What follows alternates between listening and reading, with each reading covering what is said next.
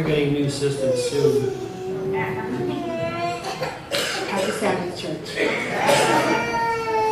This morning our scripture reading is taken from Matthew 13, 24 through 30. Again, Matthew chapter 13, verses 24 through 30.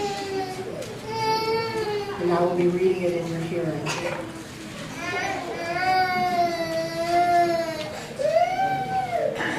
Another parable put he forth unto them, saying, The kingdom of heaven is likened unto a man which sowed good seed in his field.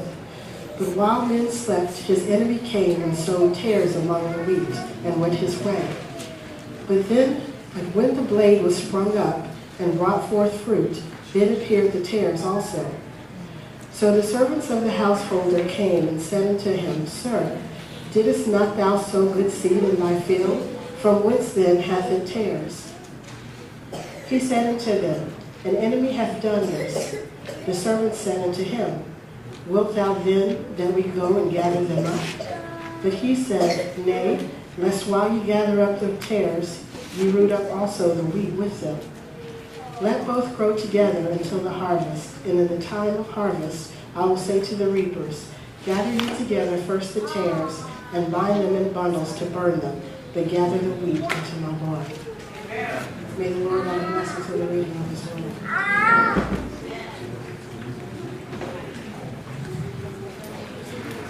Our speaker today is Pastor Lal Das. I just heard some bad news right before we came out here. Pastor Das is going to be leaving us for a little while. His 6 months time here is up within about 2-3 weeks. I'm going to miss you, my friend. 2 months. I'm going to miss you, my friend. Welcome.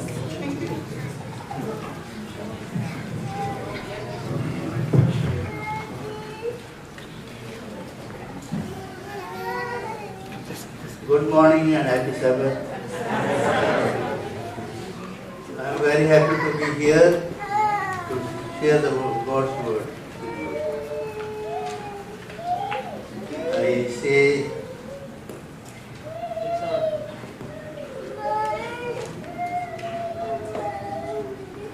like this. Can you hear me now?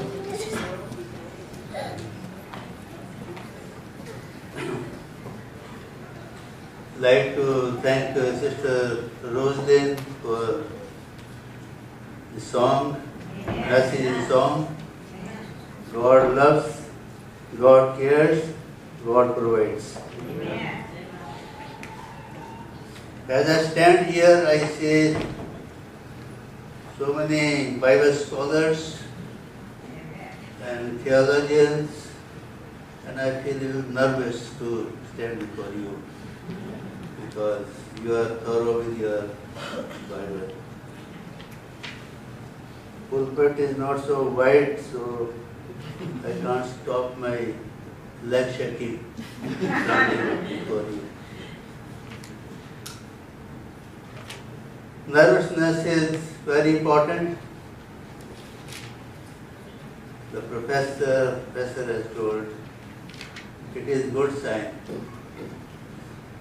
that you will not depend on your own power.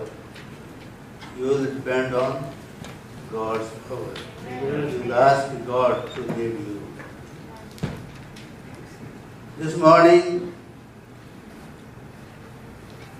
for a few minutes, I am going to speak on the subject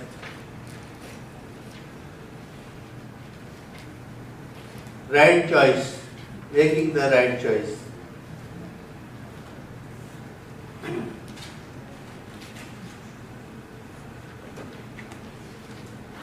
When Jesus Christ was on this earth, he spoke in parables. The reasons he spoke in parables so that people can understand what the message wants to give. The second reason he says that it was prophesied long back that Jesus would come and speak in parable.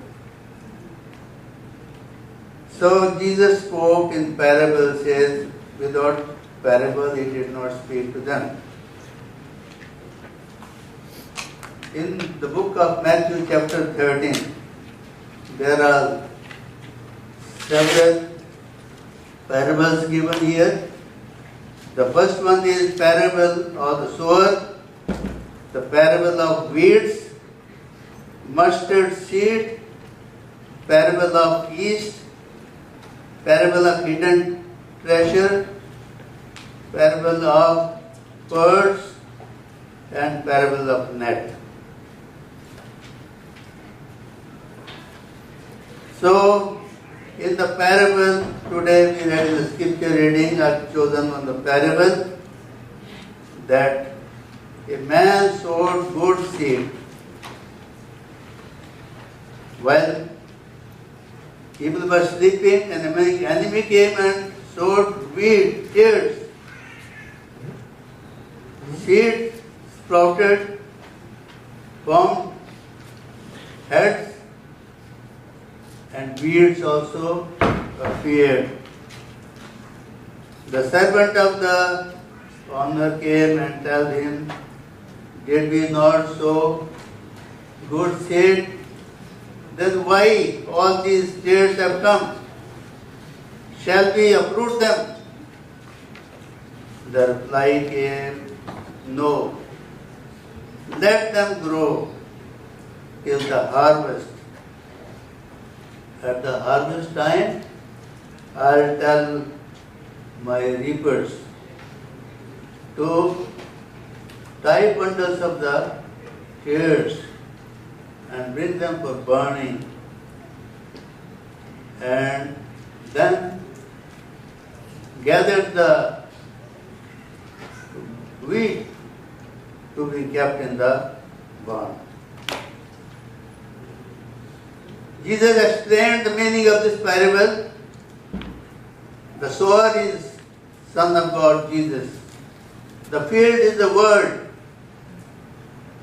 And the good seed is the righteous people. The tares are the wickedness of this world. Then the enemy is Satan. Harvest is the judgment.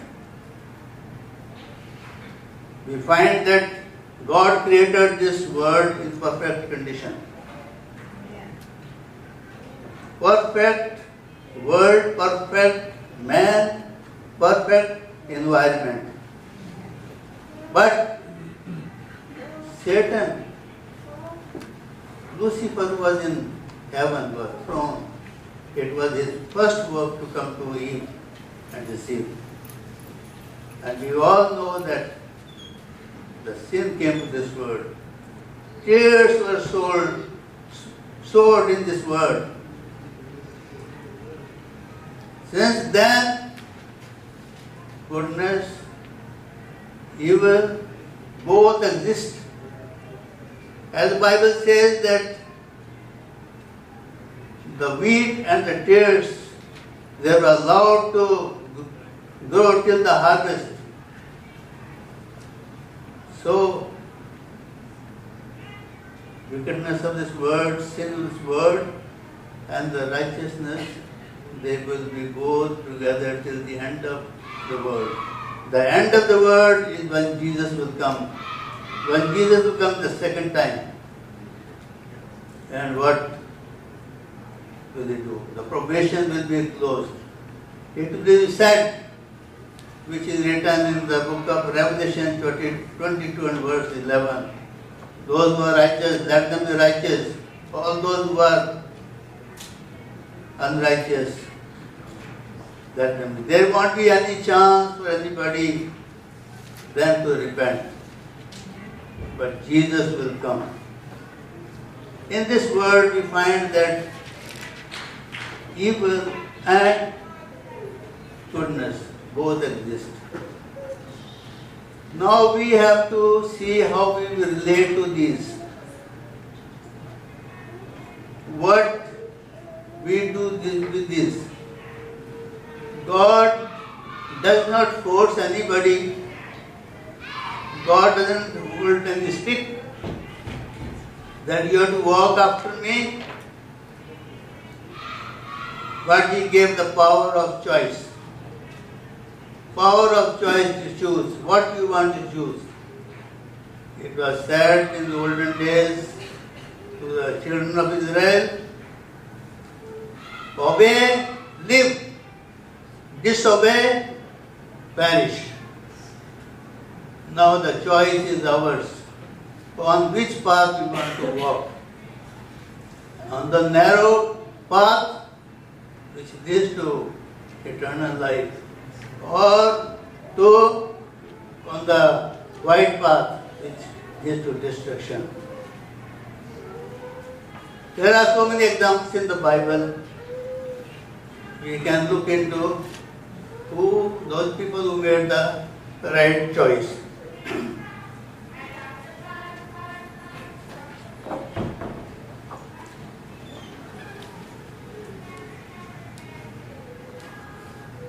In the Bible, it's written that there are things written for our example, for our learning.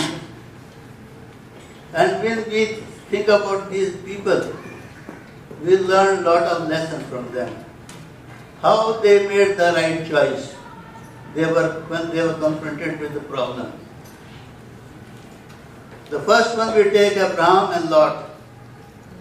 In the scripture, Genesis chapter 12, we see that God calls Abraham out of his land, out of his house. Come and I'll show you and I'll make you a great nation. And his nephew, Lot, also followed him. For some time they were okay. They had goats, sheep, wealth of those that type, livestock. But as they grew, they were herdsmen of Lot, they were herdsmen of Abraham. The quarrel took place. And Abraham was a righteous person. He did not want there should be any strife, any quarrel among us. So he called Lot. And the instance is written in Genesis chapter 13, verse 8. He told Lot, we are brethren. Let there be no fight or quarrel or strife between us. We are brethren. So let us separate ourselves. If you go to the right hand, I'll go to the left. If you go to the left hand, I'll go to the right. So, can you see? He said, see, the land is before you. Choose. For a moment, let us think the life of Abraham. Abraham was a godly person. God called him. He has every right to make decision first. He had every right to choose the land what he wants. But he gave the choice to Abraham. He was not a selfish person. He was not a selfish person. He gave the choice to Lot. Whereas Lot was a selfish person, in a few verses afterwards he says that he saw the land, it was well watered. And it says, the record says, he chose all the land. He did not leave anything for Abraham. Now Abraham did not say that you have chosen everything and you did not leave it to me some portion. Not at all. But Lord chose. His eyes fell on that and chose all that was there, well watered, fertile land. But Abraham just stayed there, and then afterwards God called him and gave him another land. I'll give you all that you see there, it is yours. Do we see the difference here? Abraham was blessed by God. His blessing promise was fulfilled. But Lord, what happened to him? He lived in the city Sodom and Gomorrah, and the wicked city.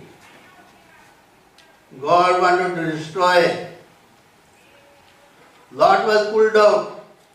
His two daughters and wife, they were not coming out, but the angels brought them forcefully. And it was told to Lot that nobody should look back. And here was Lot's wife thinking about her belongings, and she just looked back and became pillar of salt. This was the story of Lot. because he was not guided by God. He has selfish attitude, and when we have such attitude in us, God cannot prosper us. Only if we are unselfish, listen to God, God can bless us. If we have little, He will bless us. He will make us great nation, He said He will make. Then we know the story of Moses. All of you know the story of Moses. How miraculously he was saved when Pharaoh wanted to destroy this baby.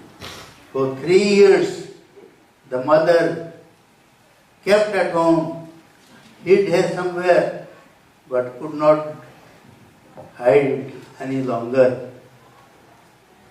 Then, in a small basket it was put and left on the bank of the Nile river. How God saved this life that Pharaoh's daughter felt sympathy on this baby. She said, this is a Hebrew child, the beautiful baby. And here was Moses' sister standing, Miriam, ready to listen to what Pharaoh's daughter will say. If any help needed, who will look after this baby? I am here. She said, she immediately intervened there, and she was told to look after this. And the mother came also. She brought mother. And 12 years, up to 12 years, Moses was in mother's home, own house, and he was being cared. 28 years he stayed in Pharaoh's palace. But the training he got from the mother, that was more effective than the training he got in Pharaoh's place. So the time came to decide to choose. Pharaoh's daughter wanted him to be the Pharaoh, but Moses refused. Very nice verse written in Hebrew chapter 11 and verse 24 and 25. By faith Moses, when he was come to years, refused to be called the son of Pharaoh's daughter, choosing rather to suffer affliction with the people of God than to enjoy the pleasures of sin for a season. Who does not want to be king's son or daughter? So it's a pleasure, it will be a good, they'll be happy. But Moses did not accept. He accepted to be the people of God. He knew that if he was in Pharaoh's palace, the pleasure he enjoyed is only for a short time. But he wanted eternal life. So he chose to be with God and God's people and suffer with God's people. Christian life is not an easy life. Lot of difficulties there. So we find that he made the best choice. What was the choice he made? That he chose to serve the Lord. He chose to serve the Lord and not to enjoy the pleasure of that place for some time. He wanted eternity. After Moses, Joshua came. You know what was the condition of the children of Israel? Today they will come to the church, they will go to God and worship, and on next they will go to the idols. They worship there. During Moses' time it was happening. When it came, then Joshua came, and this problem was continuing. Now Joshua was also old now. He was seeing what the children of Israel were doing. Worship today coming to God, next day going to the idol to worship. So he was fed up of those people. He said that, let me call these people together and talk to them. He called a meeting. He told these people about the true God, what God has done for them in the wilderness, how God protected them, how they were taken out from the Red Sea, how they got food and water.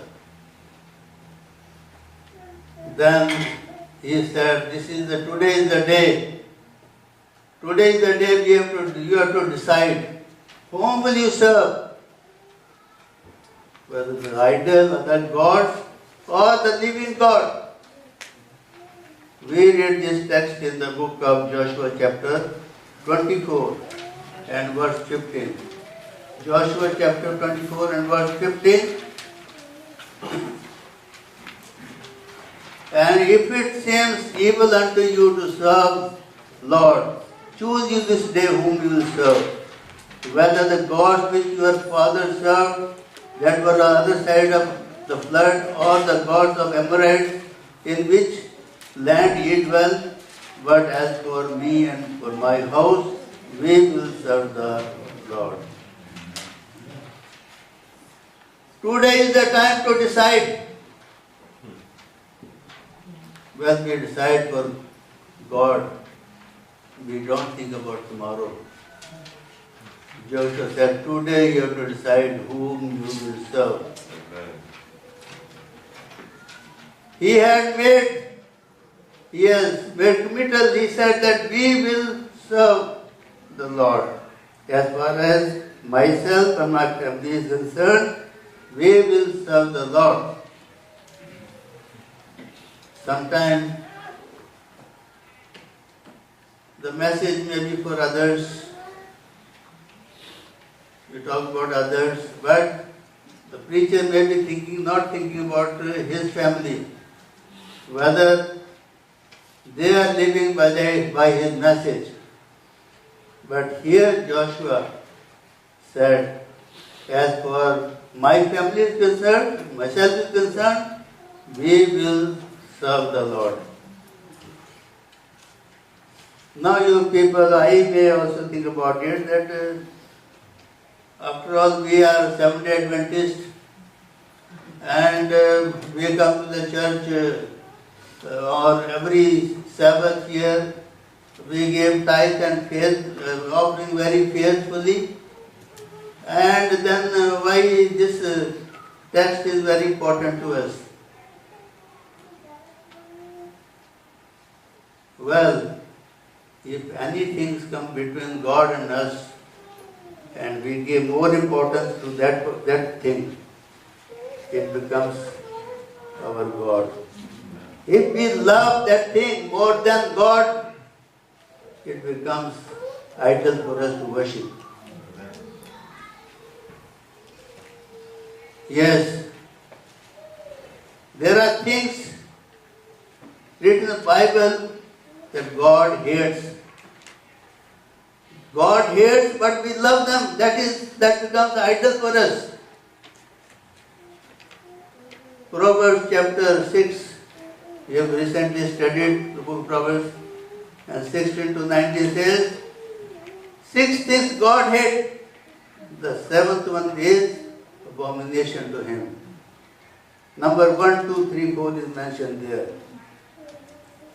If we love those things which God hates, they are idols for us. What is the condition of the world today? It is prophesied long back.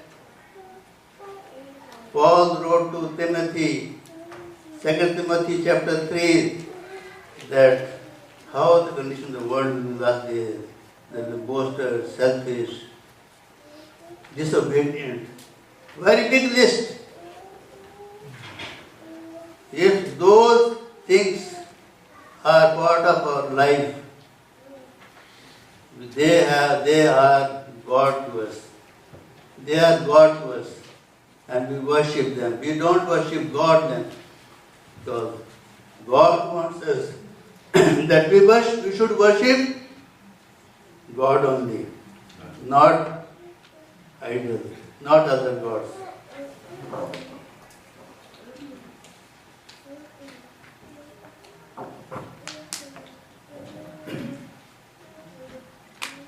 Brothers and sisters, even though we have no visible God before us,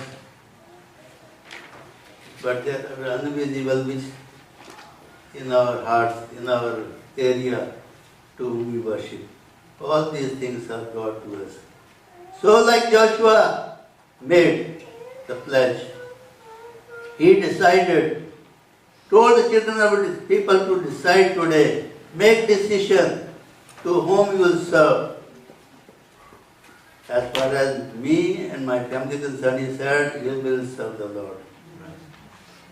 So, it is our decision also today to know what we think about it, but if we have other gods among us, then we should make a decision like Joshua. And also keep the family in mind that they are also important, they also should listen. Let us make the right choice. We have been studying about Solomon. Sometimes we take the stories and we say, okay, that's all. But we don't go very deep.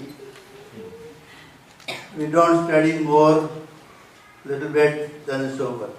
But if we study it more and think about on this more, then our life becomes changing. You see what is needed in our life too. Simple thing, story, at night, God came to Solomon, he said, ask and I'll give you. God knew what Solomon was facing. Instead of Solomon taking first initiative to go to God asking for it, but God said, night, ask, it shall. What you want, I'll give you. Now this was a big question in the mind of Solomon, what he should ask. And God said he will give. So he could ask anything. Yes. But he came with the correct thing to ask for. That you have helped my father David. The congregation is so big, I need wisdom and knowledge. And God was very happy. God was very happy. He asked the right thing. He mentioned few things. The story is found in the book of 2 Chronicles chapter 1, verse 7 onward. He said, you did not ask for wealth, for possession, you did not ask for the life of your enemies. You have asked the right thing. You have asked the right thing. So he got the wisdom, he got the knowledge, and also with that, he got the wealth. He is the wisest man all over the world because God gave him the wisdom. He was also known for he was the wealthiest man because God gave him the wealth. If today God asks us a question, he comes with a question to us. Ask and I'll give you. What thing you are going to ask him? It's going to be a very big question. What thing you are going to ask? Then James says, if you lack wisdom, God is willing to give. He will give it liberally. He will not hold it back. So let us ask the right thing. When we ask for the right thing, God will not only give one thing, which is right, but He adds some more things also with that. Elijah, Elisha, there were two prophets. Elijah or Elisha. Sometimes we get confused. Both will start with E-L-I. One goes with Ja and one Shah. And who was who, we get sometimes confused. Elijah came first. Elisha came afterwards. Elijah was being taken to heaven. And this story is found in the 2 King chapter 2 and verse 9 onward. 2 King chapter 2 verse 9. Elijah came to Elisha that I am being taken to heaven. You ask me, what shall I give you? Elisha did not think about that what he should ask Elisha if he was going to heaven, because there were so many. If you read these verses before that, say there were people who were reminding that your master is going to heaven. He said that I know it. But it was Elijah who came to Elisha that I am being taken to heaven. Ask, what shall I give you? So this is a very big question. He said, give me double portion of your spirit.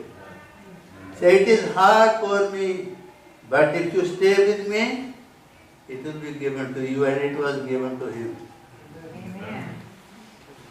If he asks for the double portion of the spirit, brothers, we sinners, how many portion of the spirit we should ask? How much portion of the spirit we should ask?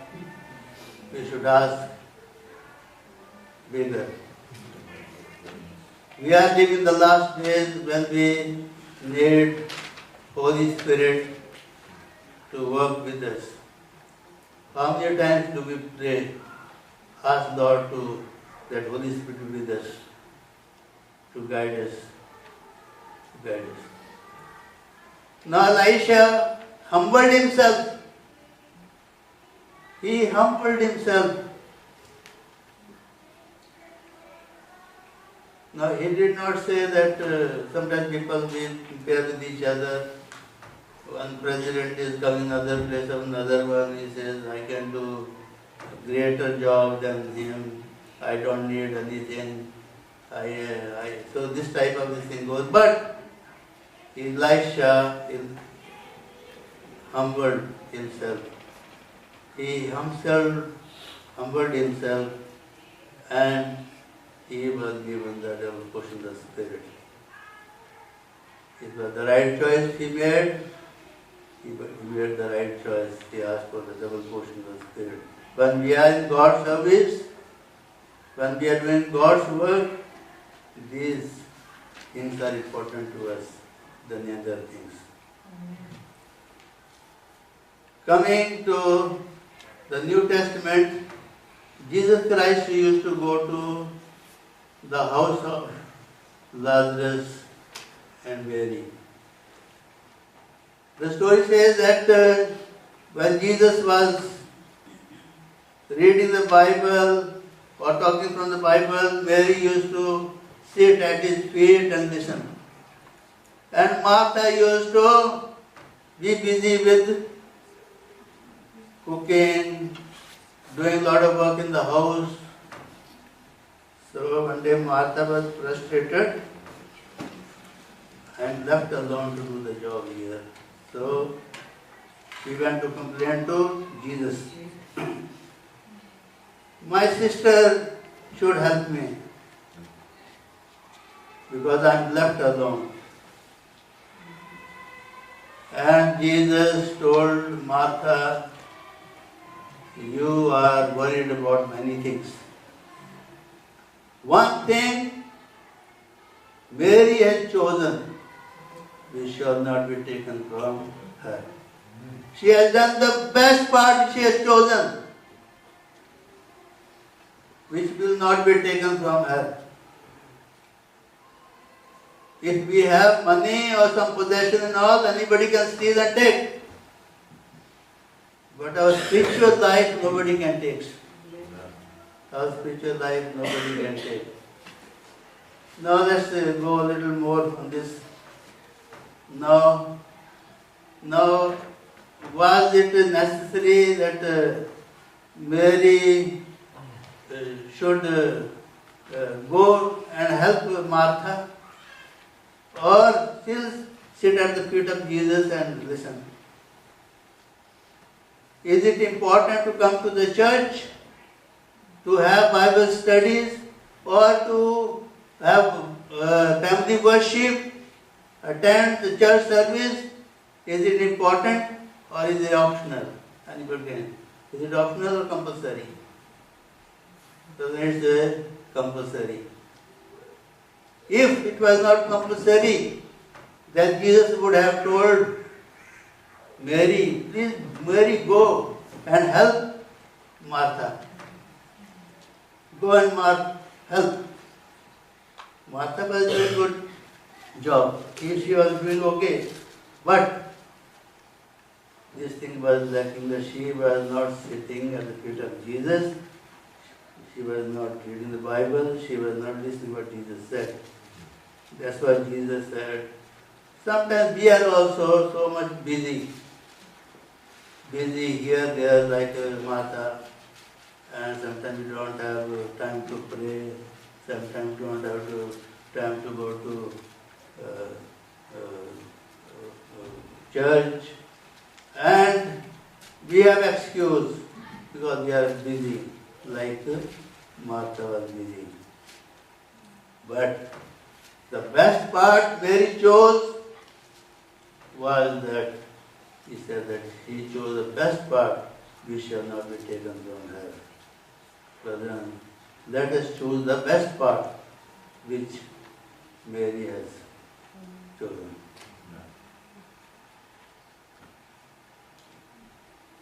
We come to the same to Solomon. Let us read Proverbs chapter 22 and verse 1. Proverbs chapter 22 and verse 1. What does it say?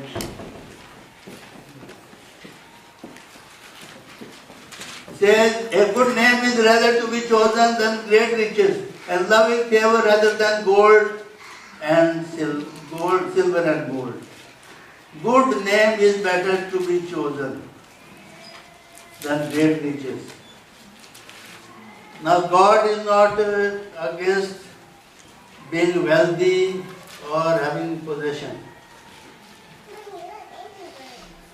But what it says here, that if we use different methods to get wealth, misappropriating or doing some other way, getting wealth where our names are defiled, we don't give good name because of that. So our names have no value.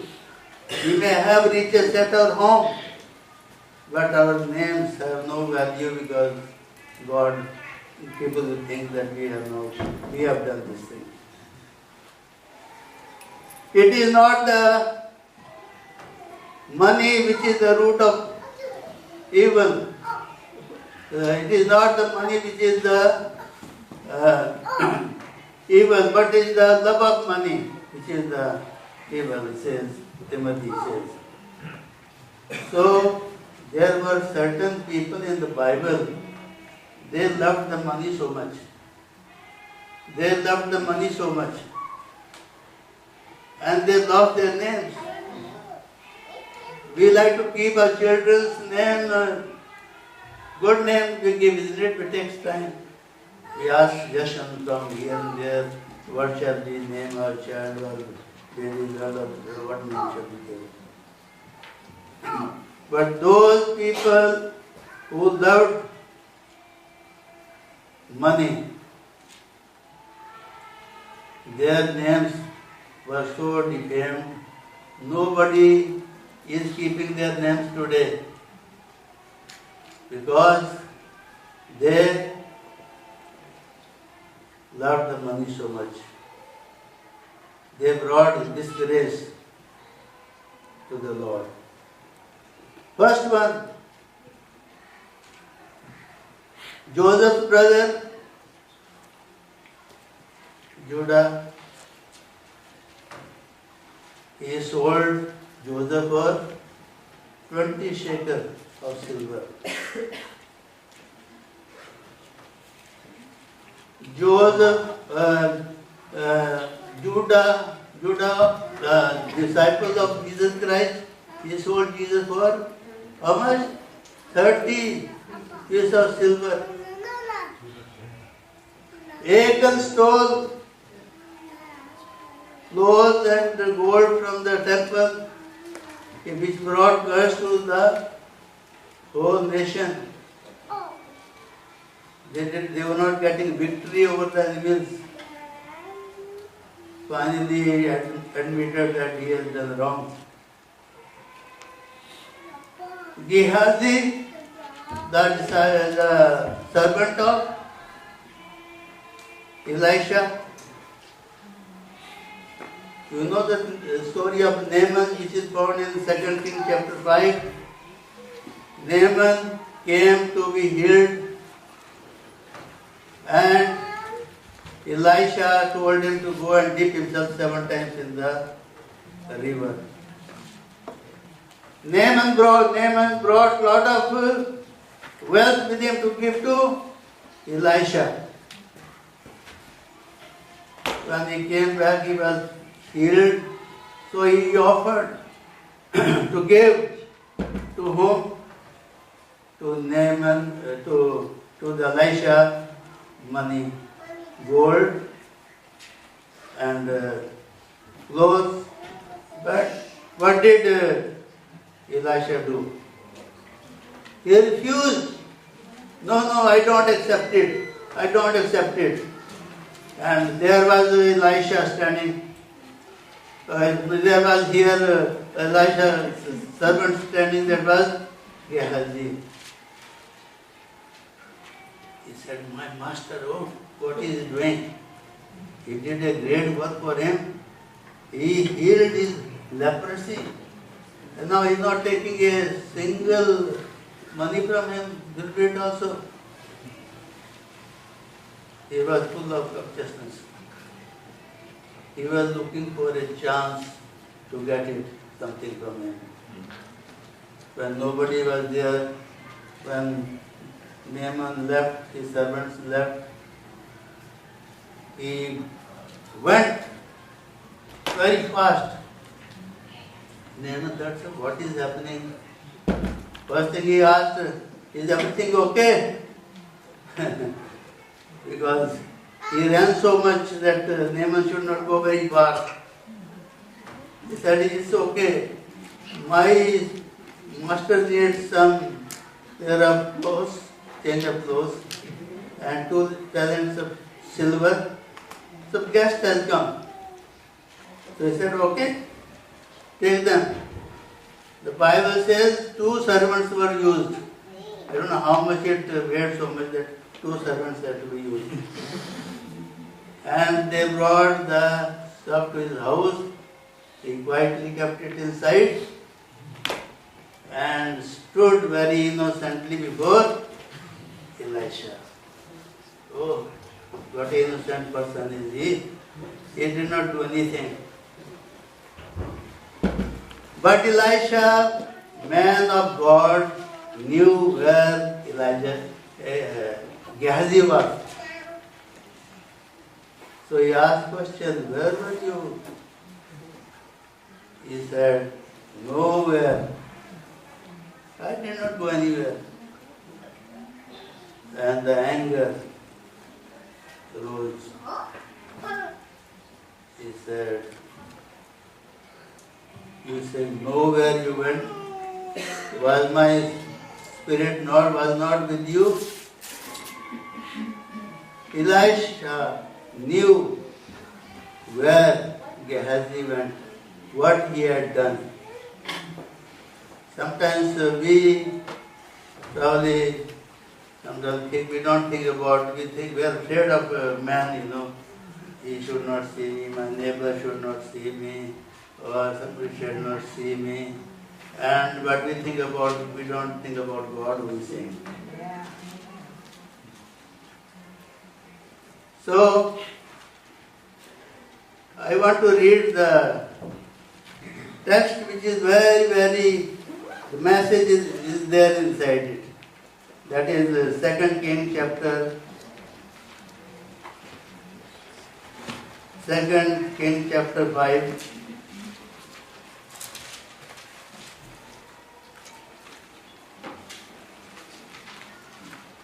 It says, is it time for you to gather money? Is it time for you to get money?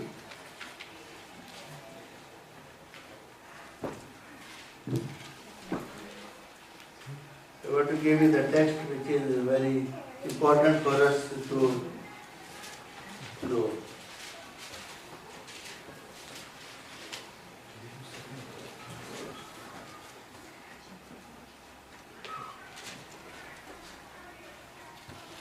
Okay.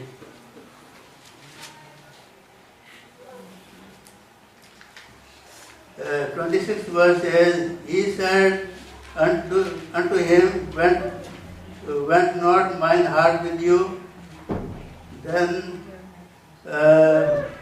when the man turned again from the chariot to meet you, is it time to receive money and to receive garments and olives and vineyards and sheep and oxen and servants and maid servants? Is it the time for you? When Elisha was working for the saving of the soul, doing God's work, he was spending that money, you was using that money, time there. So that's why he asked question, is this a time to collect all those things, whereas you should be doing other work for the Lord? Sometimes, today, now we are living in the last days when we should be doing God's work. We should be spending more time and not thinking about wealth, gathering wealth. We read in the book of 1 Timothy, chapter 6. But Paul says that we have not brought anything with us. When we are born, we did not bring anything with us. And when we die, we also don't take anything with us. Then it admonition that what admonition is given here, that we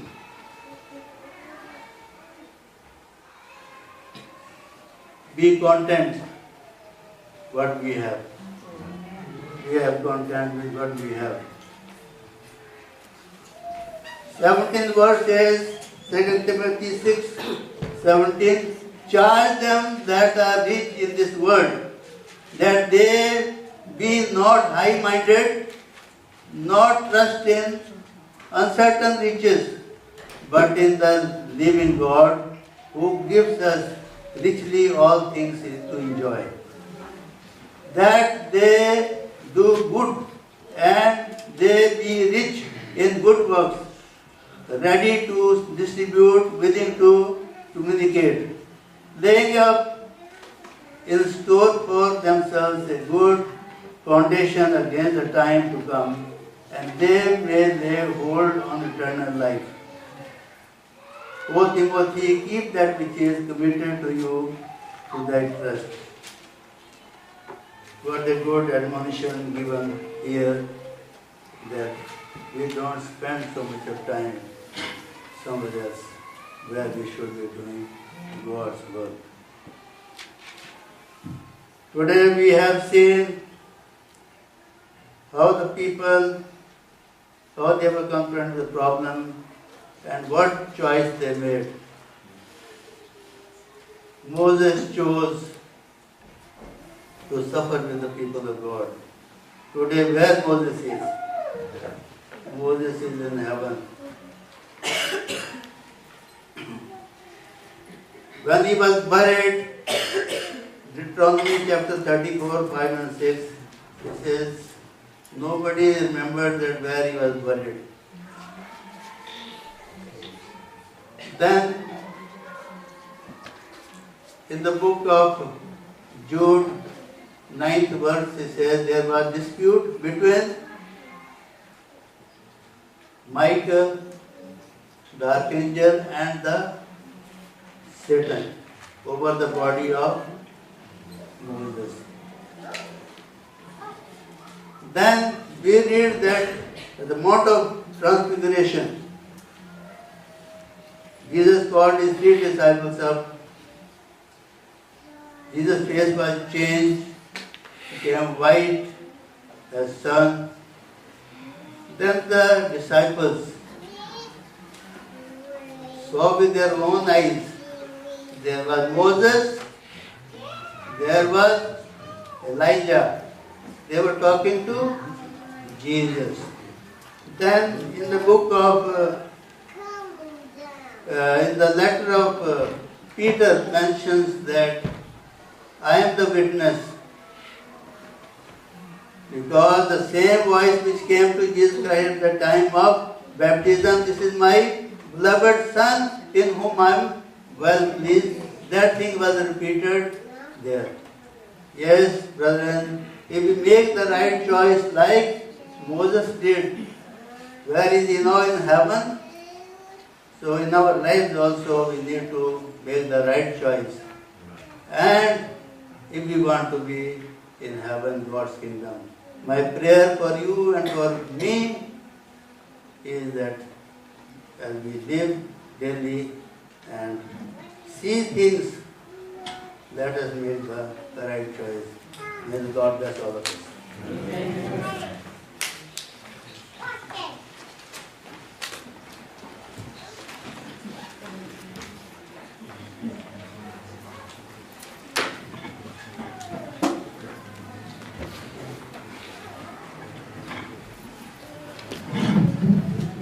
Our closing hymn is hymn number 623.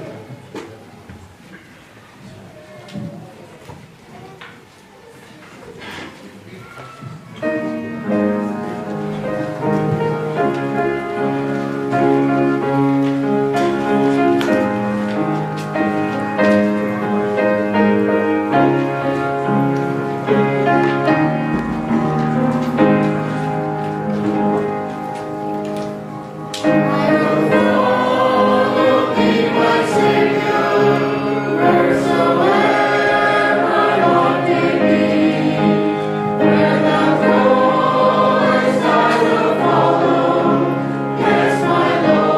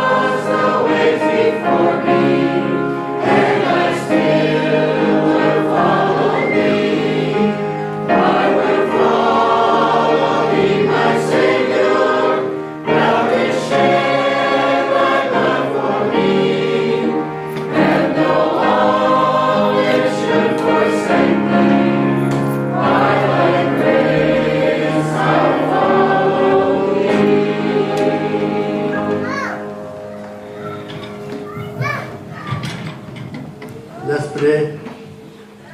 Our Heavenly Father, we spent few minutes in Thy presence, listening to Thy word. Heavenly Father, we want to make the right choice, but with our own strength, we cannot do. We want Your help, the guidance. We pray that the Lord will be with us rest of the Sabbath hours as we go back to our home. Keep us safe and secure and give us the privilege of coming, bringing us here to worship Thee again. Heavenly Father, we bless the church members here, bless the pastor, the officers, and finally save us for the kingdom. We are blessings in Jesus' name. Amen.